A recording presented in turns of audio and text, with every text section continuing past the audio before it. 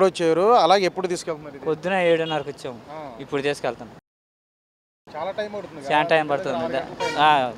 లైన్లోనే ఉన్నారా అన్ని గంటలు కూడా? గ్యాస్ బండ్లు తీసుకెళ్తున్నారు కానీ బండ్లు ఆవేశాము. దాని గురించి నిన్న గొడవ జరిగింది.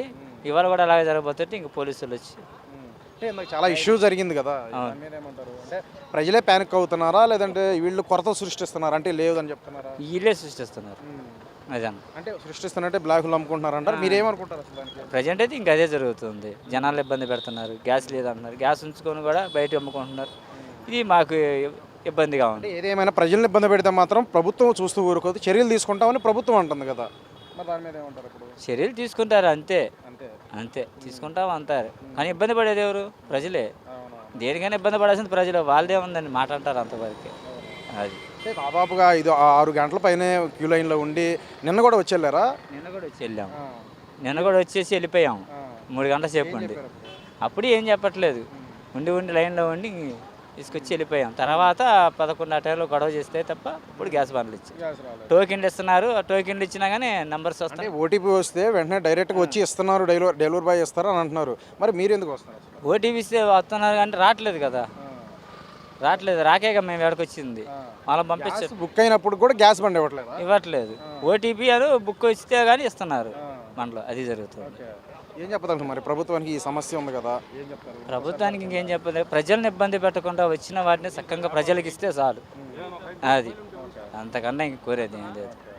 సరఫరా ఏదైనా రైలు ఉంటే ఎవరు ఇబ్బంది పట్టరు. అది గ్యాస్ ఒక్కటి ఇబ్బంది, అన్నిటికీ ఒకటి కాదు కదన్న, అని చాలా ఉన్నాయి. అవన్నీ కూడా సకాలంలో ప్రజలకు అందితే చాలు ప్రభుత్వం ద్వారా. అది ఒక్కటి మేలు చేస్తే చాలు, మిగతా ఏం అవసరం. కొన్ని చోట్ల ఓటీపీ అంటే డెలివరీ అయిపోయిన ఓటీపీ వస్తుందంట, కానీ గ్యాస్ బండ్ రావట్లేదు. డెలివరీ బాయ్స్ దగ్గర నుంచి రావాలంటే మనకు టైం పడుతుంది. ఇక్కడికి వచ్చి తీసుకెళ్తే కంపెనీ దగ్గరికి తొందరగా వచ్చారు. 10 days పడి. అంటే మధ్యలో డెలివరీ బాయ్స్ అనేవారు గ్యాస్ బండ్ పక్కదారి మళ్ళీ ఇస్తున్నారు అనేది వస్తుంది విమర్శ. ఏమంటారు? ఇంకేం జరుగుతుందో మనకైతే తెలియదు. కొంచెం టైం పడుతుంది వాళ్ళ దగ్గరికి వచ్చేప్పటికి.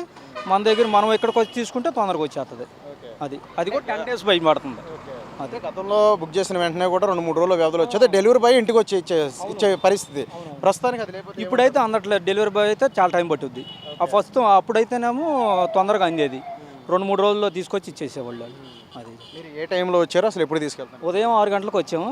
ఇప్పుడు అందింది తీసుకొని వెళ్తున్నాం. ఓటీపీ చూపించి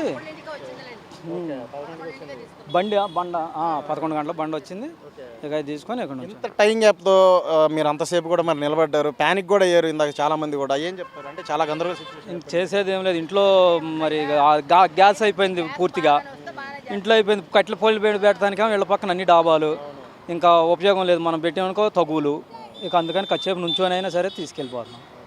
ఈ సమస్య ఒకవైపు ప్రభుత్వం ఎక్కడా లేదు, మేము ప్రజల వైపు మంచిగానే చేస్తున్నాం అని అంటున్నారు.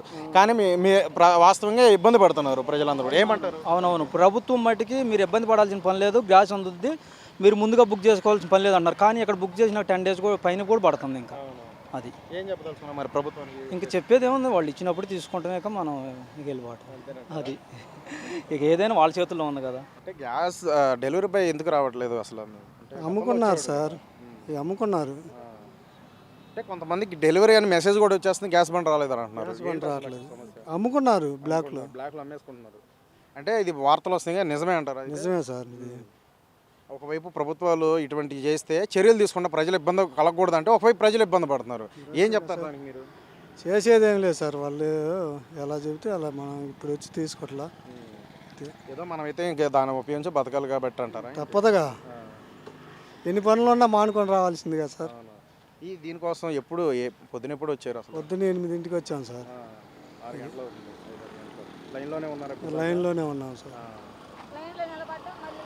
ఓటీపీ కోసం లైన్లో నిలబడ్డాం. మళ్ళీ ఓటీపీ రాదని మళ్ళీ ఆనకపోయి 2 గంటలు. ఇన్ని గంటలు పట్టింది. మేము తెప్పని కూడా చేయాల వచ్చాం ఇప్పుడు దాకా అంతే ఉన్నాం.